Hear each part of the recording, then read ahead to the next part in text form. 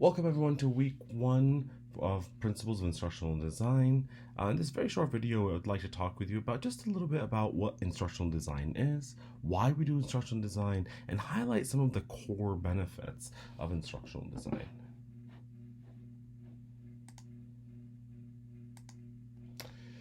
So let's start with just a simple definition, and I like to derive the definition of instructional design from several resources, but one in particular, Merrill, Drake, Lacey, and Pratt in 1996 really stands out. When we think about the instructional design process, really it's the creation of instructional experiences which make the acquisition of knowledge and skill more efficient, more effective, and simply more appealing. So why would you do instructional design?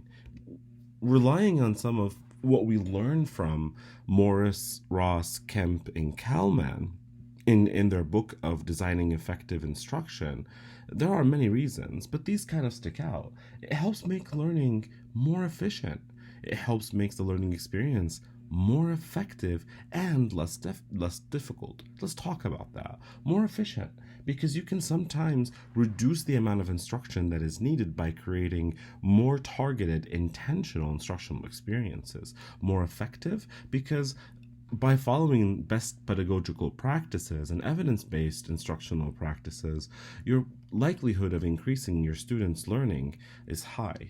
And less difficult for all sorts of reasons like accessibility, better design, ease of access to content and materials. One of my favorite examples of successful instructional design projects, also mentioned in the Kemp book, it comes from AT&T in the 1960s and 70s, where they were trying to they had training that was set up for a bunch of technicians for 45 days. As you can imagine, during these 45 days, the technicians were unable to work on the repairs.